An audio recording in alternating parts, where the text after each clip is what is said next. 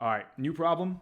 And we're going to read the question sentence first where it says, hey, if the zoo has 320 animals total, how many are not mammals? Okay, cool. So again, understand this. Let's represent things properly. We're told that the zoo has 320 total animals. So I'll write down 320 total. But what we're really looking for is how many are not mammals. One more time. How many are not mammals? Okay, so let's write that down. Blank, not mammals.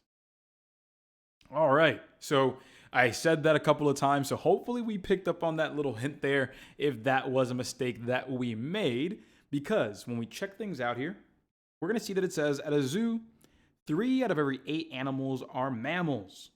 So one thing I can definitely say here is that, hey, every 8 animals, that's going to represent the total, because 3 out of every 8 are mammals. So 3 represents mammals, 8 represents the total.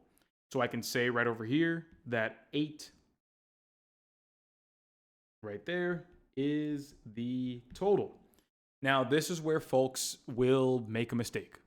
Folks typically make a mistake by saying, hey, we're going to put this 3 right there. This 3 that I see, we're going to place it right here. But here's the problem, everybody. What does 3 represent? 3 represent what again? 3 represents what again? Yeah, 3 represents mammals. Interesting. What do we need to place in this area to get a proper proportion? We need not mammals. So notice how we're doing the exact opposite of what we should be doing. One more time, everyone. Notice that how I set up my question sentence was comparing total to not mammals. So if I go ahead and have 8 total and 3 mammals, everyone, what do I do with those 2 values to get the number of not mammals? Yeah, in this case, we are going to subtract. 8 minus 3, that's going to give us 5. And there it is. We have 5 non-mammals or not mammals here. And that's it. We are good other than my spelling. And bam, there we are. We'll have the 5 right here. And it falls perfectly into the description that we needed. So I'm going to move this around, write our proportion, where we're going to be comparing the total to not mammals. So that's going to be 320 compared to x equals 8 over 5. Now we're good.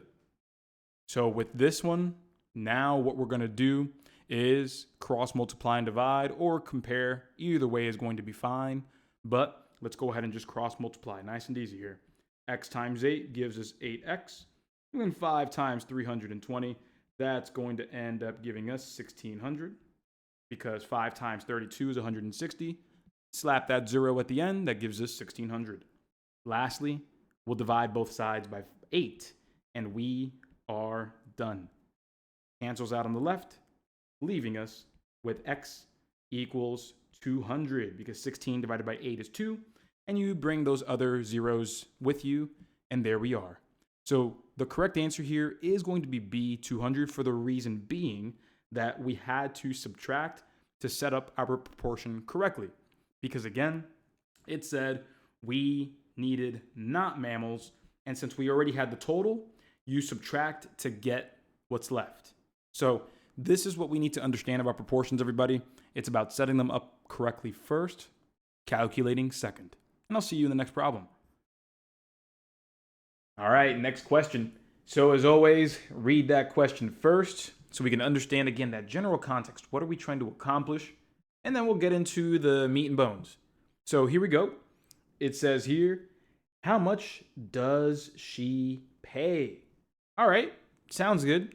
Like we've discussed before, the problem is not always going to give you the math inside of that question sentence, but the problem will give you context. It will inform you on the story. So let's go ahead and highlight right there again, how much does she pay? So really what we want to know is about this character here, Maria, and we want to know how much Maria pays. Cool. That sounds pretty straightforward. So I'm going to move forward here. I'm going to gather my context. I'm going to get the information. I'm going to see what's up with all of this. And then I'm going to see what I can do with what I have to get to what I want. Again, how can the information I have get me to the information that I want? That's how we solve problems, everybody. Let's write down the information. So Maria here, Maria buys notebooks at $3 each. Let's write that down. So we have 4 notebooks at $3 each. Then we have 2 binders at $7 each. Okay, sounds good. 2 binders at $7 each.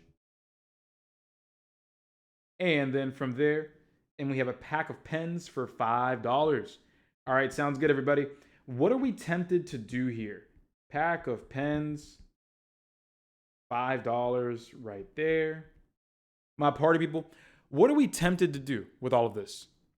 Right, add up all of these totals, right? Add up how much the books were, how much the binders were, add up the pack of pens, and we might think that we're all good. This is what happens when you start thinking that everything makes sense, and then you start gunning for that calculation. I really need us to take a step back because it's really easy to miss this sentence right here before the question sentence. Very easy to ignore it. It says, she uses a $10 gift card.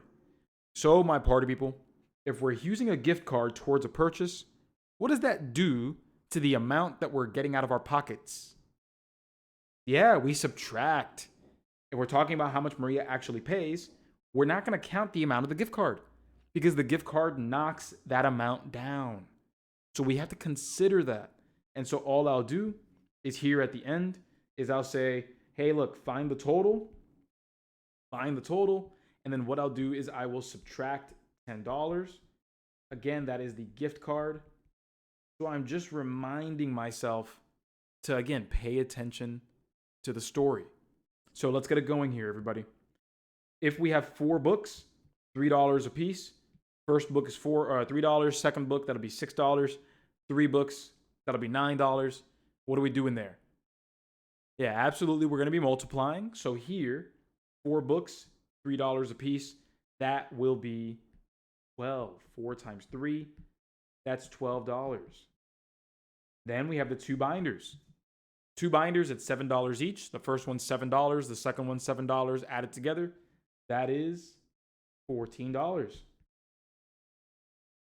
Then we have a pack of pens. Just 1 pack of pens. It's $5.